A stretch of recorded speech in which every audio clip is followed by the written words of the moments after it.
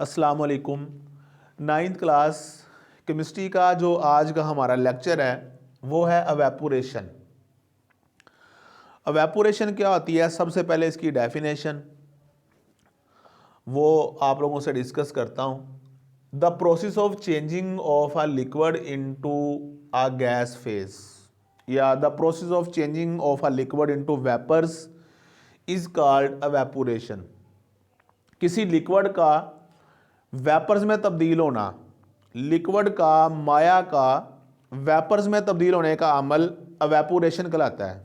ये लिक्विड की एक प्रॉपर्टी है, मायात की खसूसियत है कि जो कहते हैं ना बारिश का पानी कहाँ चला जाता है, ठीक है, तो कुछ वो ज़मीन में जज़ब हो जाता है और कुछ जो होता है वो उड़ जाता है बुखारात बनकर। आपको सारे बच्चों को पता है कि बारिश जो है वो क्यों होती है जी, कैसे जो दरियाओं से झीलों से जो पानी होता है समुद्रों से वो गर्मी की वजह से वो वेपर में तब्दील होता है और फिर वो जनाब ठंडा होकर और फिर दोबारा पानी बनकर, वो बाद की बातें हैं, कंडेंसेशन उसको बोलते हैं।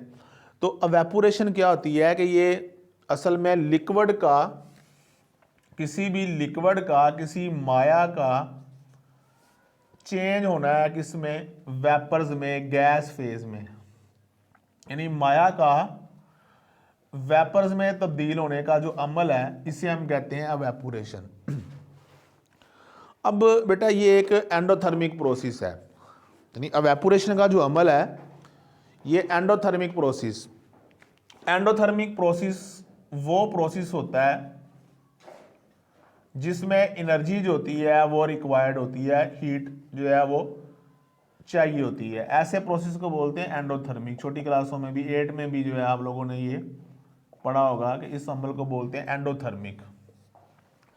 मिसाल के तौर पर हमारे पास लिक्विड वाटर है, माया पानी, इसका 1 मोल अगर आप लोगों ने इसको वेपर्स में चेंज करना हो, इसी 1 मोल पानी को, ये अल्फा लिक्विड यानी वाटर 1 मोल आपके पास पानी है और आपने इसको गैसियस फॉर्म में यानी वेपर्स में तब्दील करना है, तो आपको बेटा जो हीट चाहिए होगी डेल्टा एच ऑफ वेपराइजेशन इसको बोलते हैं बेटा, वो होती है 40.7 किलो जाउल पर मोल। यानी ये 1 मोल जो वाटर है उसको अगर आपने वेपर्स में चेंज करवाना हो तो एमसीक्यू में इसको तैयार रखना। ये पानी की बेटा हीट ऑफ वेपराइजेशन है, इसको हम एंथैल्पी ऑफ वेपराइजेशन भी कहते हैं। 1 मोल पानी 18 ग्राम पानी अगर आपने इसको वेपर्स में चेंज करना हो, गैस में चेंज करना हो तो आपको इतनी एनर्जी चाहिए, ठीक है। अभी तक मैंने आपको ये बताया कि अवेपोरेशन क्या होती है कि लिक्विड का माया का वेपर्स में तब्दील होना, ठीक है। फिर मैंने आपको बताया कि ये एंडोथर्मिक प्रोसेस है, यानी इसके लिए एनर्जी की ज़रूरत होती है। अब इसका बेटा जो रिवर्स प्रोसेस है यानी वेपर्स का लिक्विड में चेंज होना, इसे हम बोलते हैं कंडेंसेशन। वेपर्स का लिक्विड में, ये कंडेंसेशन का अमल भी आपने देखा होगा। आमतौर पे आप जब किसी बर्तन के अंदर ठंडा पानी या ठंडा दूध डालते हैं तो आप देखते हैं कि उस जग की, गिलास की दीवारों पे आपको पानी लगा हुआ नज़र आता है और बच्चे सोचते हैं कि पता नहीं वो गिलास के अंदर सुराख है जिनसे वो बाहर निकल रहा है। ऐसा नहीं होता, वो हमारी हवा में ये वेपर्स होते हैं और जब उस बर्तन की दीवारों, ठंडी दीवार के साथ वो टच करते हैं तो दोबारा वेपर किस में तब्दील हो जाते हैं, लिक्विड में। इस अमल को हम बोलते हैं कंडेंसेशन। कंडेंसेशन, ये 2 बातें आप लोगों ने भी याद रखनी है, अवेपोरेशन और कंडेंसेशन। अब बेटा नेक्स्ट बात वो क्या है कि अवेपोरेट कौन से मॉलिक्यूल्स होते हैं। आपके पास ये एक लिक्विड है, ये बीकर में, एक बर्तन में मैंने सपोज करें पानी लिया हुआ है या अल्कोहल है या पेट्रोल है, कोई भी लिक्विड है, माया है। इस लिक्विड के जो बेटा मॉलिक्यूल्स होते हैं ना, ये कंटिन्यूसली मूव करते हैं, यानी हरकत में होते हैं। सारे जो मैटर है उसके पार्टिकल हरकत करते हैं, लेकिन आपको पता है कि सॉलिड के बहुत कम करते हैं वाइब्रेशन, लिक्विड के मालिक्यूल भी मोशन में होते हैं, हरकत करते हैं। इन मालिक्यूल्स की जो बेटा काइनेटिक एनर्जी होती है ना, वो सेम नहीं होती, डिफरेंट एनर्जीज होती हैं। कुछ की एवरेज होती है एनर्जी, और कुछ की जो है वो एवरेज से कुछ ज़्यादा होती है।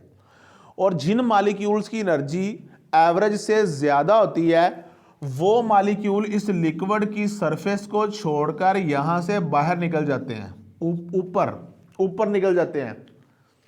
ठीक है ना, कहते हैं ना पैसा ज़्यादा, बंदा ऊंचा हो गया है तो कहते तू भाई हूँ तेरे पैर ज़मीन पर नहीं लग दे। तो ऐसे ही होता है कि इन मालिक्यूल्स की जब एनर्जी ज़्यादा हो जाती है तो ये फिर उन बाकी गरीबों को छोड़ के बाहर निकल जाते हैं। और जब ये मालिक्यूल जिनकी एनर्जी ज़्यादा होती है वो लिक्विड की सरफेस को छोड़ छोड़कर वो निकलते जाते हैं। और पीछे मालिक्यूल्स वो रह जाते हैं गरीब जिनकी एनर्जी कम होती है। हाई एनर्जी वाले तो निकल गए, और पीछे वो बचे जिनकी एनर्जी कम होती है। और जब कम एनर्जी वाले सारे मालिक्यूल्स रह जाएंगे तो फिर इस लिक्विड का टेम्परेचर क्या हो जाएगा, लो हो जाएगा। क्यों? क्योंकि ज्यादा एनर्जी वाले मालिक्यूल इसको छोड़ के निकल गए, पीछे सारे रह गए कम एनर्जी वाले। जब सारे कम एनर्जी वाले हैं तो लिक्विड का टेम्परेचर जो होता है बेटा वो कम हो जाता है।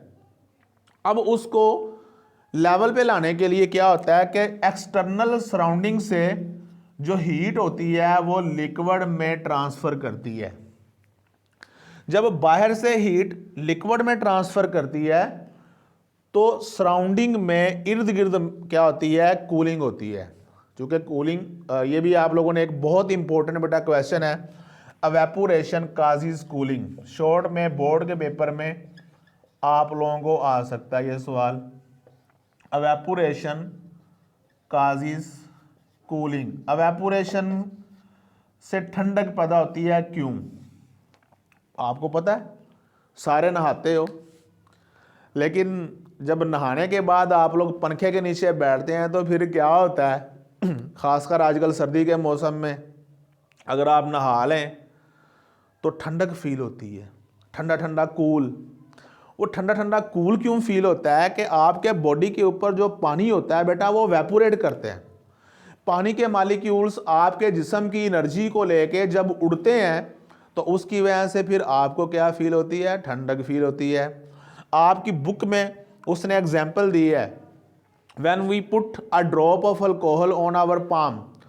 जब हम अपनी हथेली पर अल्कोहल का एक कतरा रखते हैं तो वी फील कूलिंग। हम क्या महसूस करते हैं, हम कूलिंग, हम ठंडक महसूस करते हैं। ठंडक क्यों महसूस करते हैं कि वो जो अल्कोहल होती है उसका जो ड्रॉप है वो आपके बॉडी की हीट को लेकर एवेपोरेट हो जाता है और आपको क्या मिलती है, ठंडक मिलती है। अभी तक क्या बताया आपको, एवेपोरेशन एक एंडोथर्मिक प्रोसेस है। फिर मैंने आपको वाटर की एग्जांपल दी, उसकी हीट ऑफ वेपराइजेशन बताई आपको। फिर मैंने आपको कंडेंसेशन का बताया, और उसके बाद मैंने आपको बताया कि एवेपोरेशन काजेस कूलिंग, एवेपोरेशन से ठंडक क्यों पैदा होती है। अब बेटा हम लोग डिस्कस करेंगे फैक्टर्स जो एवेपोरेशन पर असरअंदाज होते हैं। बहुत इम्पोर्टेंट जो है वो टॉपिक है ये, लाहौर बोर्ड के पेपर में और बाकी बोर्ड्स में भी ये लॉन्ग क्वेश्चन में आया भी हुआ है और पूछा भी जा सकता है आप लोगों से। एवेपोरेशन पे कौन कौन से फैक्टर जो हैं वो असरअंदाज होते हैं, उनमें बेटा सबसे पहला जो फैक्टर है वो है surface area. Surface area, Urdu में कहते हैं इसको सतही रकबा, सतही रकबा। अब सरफेस क्या होती है, आपके पास बेटा ये देखें, आपके पास एक ये बर्तन है और इसमें आप लोगों ने लिक्विड लिया हुआ है, और एक आपके पास बेटा ये बर्तन है और इसमें भी आप लोगों ने एक लिक्विड लिया हुआ है। अब इन दोनों में से बड़ा जो सरफेस एरिया है ना, सतही रकबा, वो इसका है। इसकी निस्बत इसका सरफेस एरिया कम है और इस बर्तन का सरफेस एरिया ज़्यादा है। और मॉलिक्यूल निकलते कहाँ हैं? सरफेस से। इसलिए उसने आपकी बुक में सेंटेंस लिखा है कि evaporation is a surface phenomena. पहली लाइन, एवेपोरेशन एक सरफेस फिनोमिना है। जितना ज़्यादा सरफेस एरिया होगा उतना ज़्यादा एवेपोरेशन का अमल होगा। चूँकि मॉलिक्यूल्स को चांसेस मिलेंगे, यहाँ से भी निकलेगा, यहाँ से भी, यहाँ से भी, यहाँ से भी, यहाँ से भी मॉलिक्यूल जो है उनको निकलने के सारों को बड़ी अच्छी समझ आ रही है। यहाँ उनको कितार में निकलना पड़ेगा, थोड़ा एरिया है तो मॉलिक्यूल कम भागेंगे। यही समझ लें कि अगर एक गेट है, उसको छोटा दरवाज़ा अगर आप उसको खोलेंगे तो वहाँ से एक बंदा निकलेगा, या छोटे होंगे तो दो साथ निकल सकते हैं। लेकिन अगर हम पूरा गेट खोल दें तो फिर जनाब जो ना वो धड़ाधड़ जो है वो निकलते जाएंगे। तो ऐसे ही अब आपके पास बेटा और भी एग्जांपल्स हैं, ठीक है। चाय को ठंडा करने के लिए आप लोग पिच इस्तेमाल करते हैं। आपकी बुक में ये एग्जांपल दी हुई है कि कप जो होता है ना, टी कप, उसका सरफेस एरिया कम होता है, और वो जो होती है ना पिच सॉसर, उसका सरफेस एरिया ज़्यादा होता है, ठीक है। आम तौर पे खाना खाते हुए आप, या वो दूध को भी यूँ जब आप फेंटा लगाएंगे यूँ करके, ठीक है। ये औरतें जो होती हैं वो कपड़े खुशक करने के लिए उसको फैलाकर तार पे रख दें। अगर आप उन कपड़ों को फैलाकर नहीं रखेंगे वो जल्दी खुशक नहीं होंगे, क्योंकि जब आप उनको फैला देंगे तो सरफेस एरिया बढ़ जाएगा, मॉलिक्यूल जल्दी उड़ जाएंगे, ठीक है।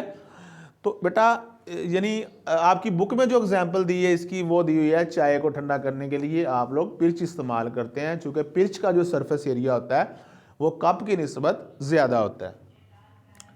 ये समझ आ गया आपको। नेक्स्ट है टेम्परेचर। ये तो आप लोगों को पता ही है कि जब टेम्परेचर ज़्यादा करेंगे तो एवेपोरेशन का अमल भी ज़्यादा होगा। गर्मियों में जल्दी कपड़े खुशक होते हैं कि सर्दियों में?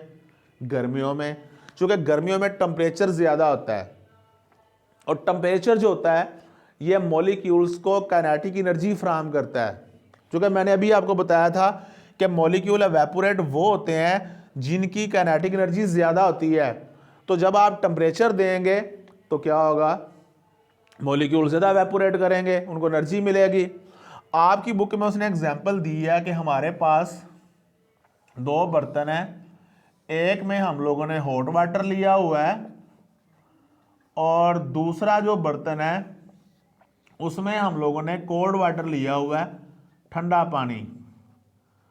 तो जल्दी किसकी सरफेस कम होगी?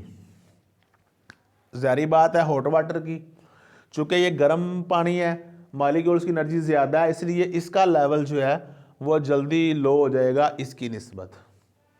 और लास्ट हमारे पास बेटा जो फैक्टर है वो है इंटर मॉलिक्यूलर या इंटर मोलेकुलर फोर्सेस।